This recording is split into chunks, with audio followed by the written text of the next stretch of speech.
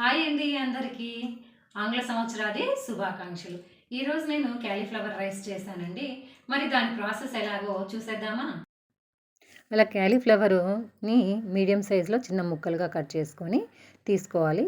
కడాయి పెట్టుకొని అందులో వాటర్ పోసుకొని ఆ తర్వాత అందులో సాల్ట్ వేసేసి బాగా వాటరు మరిగిన తర్వాత స్టవ్ బంద్ చేసుకొని ఆ తర్వాత అందులోకి కట్ చేసి పెట్టినటువంటి క్యాలీఫ్లవర్ ముక్కల్ని వేసి 2 నిమిషాల పాటు ఉంచి వాటిని సపరేట్గా ఒక పాత్రలోకి చూపించిన విధంగా తీసుకోవాలి. అలా తీసుకున్న తర్వాత ఒక అర టీ స్పూను సాల్ట్ వేసుకోవాలి. అలాగే 1 టీ స్పూన్ ధనియాల పొడి, తర్వాత 1 టీ స్పూను కారం పొడి, ఆ తర్వాత అర టీ స్పూన్ గరం మసాలా వేసుకొని బాగా కలుపుకోవాలి. కాలీఫ్లవర్ ముక్కలకు బాగా పడుతుందండి. ఆ తర్వాత 4 టేబుల్ స్పూన్ల బియ్యం పిండిని తీసుకోవాలి. మీరు కావాలంటే 3 టేబుల్ స్పూన్ల మైదా, 1 టేబుల్ స్పూన్ కార్న్ ఫ్లోర్ పిండినైనా కలపవచ్చు. బియ్యం పిండి ప్లేస్లో కాలీఫ్లవర్ ముక్కలు కలర్ఫుల్గా బాగా కనిపించాలంటే చిటికెడు ఫుడ్ కలర్ కూడా తీసుకోవచ్చు. ఫుడ్ కలర్ అనేది పూర్తిగా మీ ఇష్టం అండి. అది వేసినా వేయకపోయినా కూడా రుచి ఒకే విధంగా ఉంటుంది. కాబట్టి అది పూర్తిగా మీ ఆప్షనల్.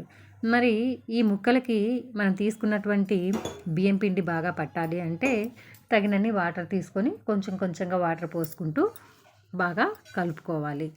అలా చూపించిన విధంగా ఆ క్యాలీఫ్లవర్ ముక్కలకు ఆ పిండి పట్టేలాగా బాగా కలుపుకొని ఆ తర్వాత స్టవ్ పైన కడాయి పెట్టుకొని అందులో తగినంత ఆయిల్ వేసుకొని ఆయిల్ బాగా వేడెక్కిన తర్వాత ఏవైతే మనము ఈ క్యాలీఫ్లవర్ ముక్కలు బియ్యం పిండితో తయారు చేసి పెట్టుకున్నామో వాటిని ఇందులో వేసేసుకొని బాగా క్రిస్పీగా వచ్చేలాగా వేయించుకోవాలి.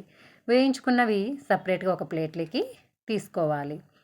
అలా మనం ఏదైతే బాండల్లో ఈ ముక్కల్ని వేయించుకున్నామో అందులోనే ఇంకా ఆయిల్ ఉంటుంది కాబట్టి ఆయిల్ని ఎక్కువగా ఉంటే దాన్ని కొద్దిగా తీసి పక్కన పెట్టుకొని తగినంత ఆయిల్ తీసుకొని అందులోకి పొడవుగా కట్ చేసి పెట్టుకున్నటువంటి పచ్చిమిరపకాయలు వేసేసుకొని దాంట్లో కొద్దిగా కరివేపాకు వేసుకొని అవి కొద్దిగా వేగిన తర్వాత అల్లం వెల్లుల్లి పేస్ట్ కూడా వేసుకొని అది కూడా కొంచెం సేపు వేయించుకొని ఆ తర్వాత సన్నగా తరిగి పెట్టినటువంటి ఆనియన్ ముక్కలను కూడా వేసుకొని కొద్దిసేపు వేయించుకోవాలి. ఇది 1 మినిట్ వేయించుకుంటే సరిపోతుందంటే ఎందుకంటే ఎక్కువసేపు వేయించని అవసరం లేదు.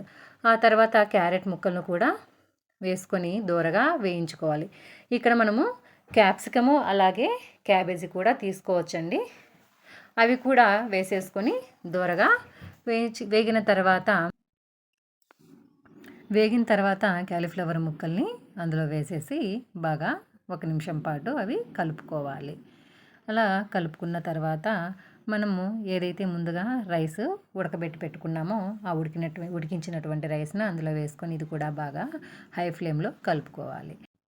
అలా కలుపుకున్న తర్వాత రుచికి తగినంత ఉప్పు, అలాగే అర టీ స్పూను ధనియాల పొడి, అర టీ స్పూన్ గరం మసాలా, ఒక అర టీ స్పూను కారం పొడి వేసుకొని అలాగే అర టీ స్పూన్ మిరియాల పొడి కూడా వేసుకొని ఇవంతా కూడా బాగా రైస్కు పట్టేలాగా బాగా కలుపుకోవాలి.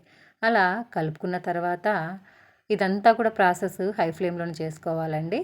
అలాగే అలా కలుపుకున్న తర్వాత 2 టీ స్పూన్ల మనము నిమ్మ పులుసు తీసుకోవాలి, నిమ్మరసాన్ని. ఈ నిమ్మరసాన్ని కూడా కలుపుకున్న తర్వాత చివరిగా సన్నగా తరుగు పెట్టుకున్నటువంటి కొత్తిమీరని తీసుకొని ఆ తరుగును కూడా వేసిన తర్వాత 1 నిమిషం పాటు అలా కలుపుకోవాలి. కలుపుకొని ఇంకా ఆలస్యం ఎందుకు తినేయటమే.